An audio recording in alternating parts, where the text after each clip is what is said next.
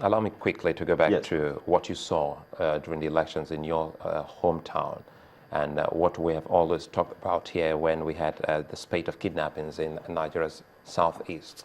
And you say sometimes some of these people have been empowered. It takes us to setting an agenda which we've been looking at, seeing what this administration will do in its at least first 100 days in office. And for security, it will mean that this relative success we have seen so far from the Nigerian military and other forces joining in this fight against insurgency should be maintained. But there are other issues that we have always talked about that people like you should also, well, contribute and see what they can say in terms of finding solutions. We already know the problems. What would you love to see in the days to come concerning our security apparatus and our security for the nation? Yes, the president, because that's where it starts from. The president has shown a strong body language to change the way things work. I hope and pray that he will sustain it. It goes a lot. It starts and ends at his table. Because when his service chiefs know that he will not take nonsense from them, I think they will be on their toes to get things domesticated, downloaded to the lowest decimal of policing and security. If that is sustained, some overhaul is required from up to the lowest point as well. Training and retraining of whatever will be left. After overhauling, training and retraining of whatever will be left is required. The police, especially, let's even look at the police, needs to do a lot of profiling, a lot of background check of elements within the forces. That is part of the work that needs to be done within the shortest possible time. I am convinced that a lot of bad eggs are still within the rank and file. And that is dangerous for our police. I have talked about training and retraining. Government needs to spend a lot of money in training and retraining of our men. Then, we need to work on, of course, it's part of training, we need to work on the physical appearance of our security men. When a man is too heavy for himself, it affects the way he thinks. We don't need to joke with these things. Our pot-bellied security men need to be purged. They need to get physically ready for the challenges ahead of them. And you see, when we were growing up, I remember when the police mobile force was set up during the Shagari Ekweme period. And in the early 80s, we used to see policemen jogging on the highway, doing 10, 15, 20 kilometer race early morning as students. Some of us would join them from a distance. Some will want to even get encouraged to join the forces. But today, we don't see them anymore. They don't do that anymore. They don't even parade and show their readiness to fight crime. So, even some criminals that could be pursued on a 2-3 kilometer distance before you get them, you will shoot them down. Because you are lazy here and you have a rifle, so you bring him down without minding. So we need to get these people physically fit for the work ahead and then begin to challenge their intelligence quotient. We need to increase surveillance. I have talked about information money, which was bequeathed to us by the colonial police. The idea was to buy information. I so much believe in it. Information costs money. There are a lot of people who will not want to divulge information, but when you dangle a little thing around them, they give it to you. And the police need it to work. We can't continue to bring in people, lock them up in police cells, torture them, sometimes abandon them there. You know, they talk about So we need to. sorry to Yes, cut you there. please. They talk about availability of equipment at the start of this fight against insurgents. Reminds us of the DECON in Kaduna State. We're talking about the role of the military in enterprise development, having them to come in and establish their own hardware company, which we know that we have in Nigeria. How well can they rejig all of this so that when we talk about military hardware, we can locally be in production of some of this?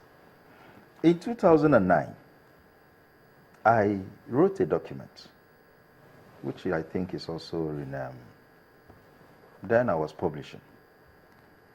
I wrote an article and sent to some authorities that the DICON is wasting. Moving limestone from Ebonyi to Kaduna to process, and we have salt, is belittling of such an institution. If you go to Nkwere, Oka, and Abala, my place, we have people, gunsmiths, they are there. Some of them, it's an old trade. Some of them are phasing out, getting extinct. Get them, deploy them. Let them deploy their ingenuity.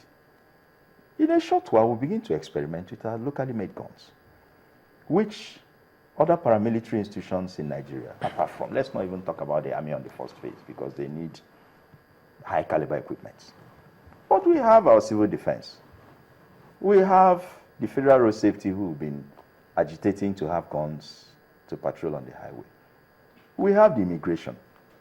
We can start experimenting our guns, locally produced guns with them. Go to Aba, which is why we cry about the decay in that land. People fabricate all sorts of things. So DICON, producing salt and probably, I think, rice also, is belittling. It's a defense industry. We cannot be talking about importation of boots, helmets, and talking about enemies of government or the country frustrating us from getting equipment when we have a defense industries corporation of Nigeria. What have we been doing over the years? When you talk like this, it looks as if you just want to keep criticizing. You don't know what their challenges are. But to a large extent, it is the willpower of those in charge to get these things going. So it is overdue. Sorry to interrupt you. One of the things you were talking about just before we entered the police was, the interests that were destroyed just, preceding the elections, and how you see that willpower is changing things.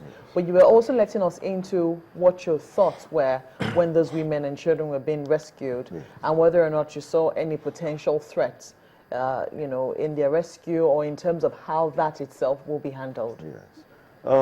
I said, letting the girls out is not a big surprise to me. Boko Haram also is on a retreat. There is no doubt about that. But that we should not jump at the news that they are running out of arms, so that we don't walk into a booby trap. If we have adequate information about their sponsors and their refusal to fund them anymore, then we could say fine and good that yes, we are running out. But right now, it is still sketchy. Or the intelligence agencies have refused to divulge names. So put this all together, it is not safe for us to be excited that Boko Haram is running out of arms. You're talking also post-election, some of the potential troubles that could come. You talked about the remnants now of people who have participated in these elections, who came from other countries even, but who are known elements that are not exactly healthy for society. That's right. How do you see us handling this, at the same time also handling reforms within our security agencies? First of all, we have to stop this. Whatever we do now will be trying to clear the mess which we have caused for ourselves. In the first place, elections should not be prosecuted in a warlike manner. It's about casting your votes, not about politicians moving about with thugs So you and think that arming thugs. you think the electoral reforms also have a great deal to do with this? The police even has to rise up to its challenges of arresting, prosecuting violent activities and persons in the course of elections.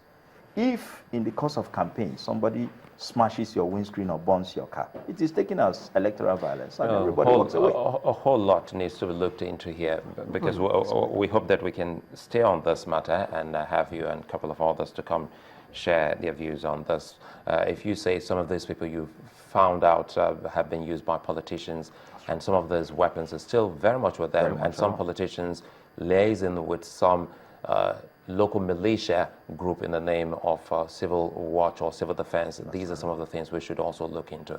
Chigozie Ubani would like to thank you so much for finding time to join us this morning. Sunrise Ali will take you to our newsroom where Emma is standing by to give us the next news.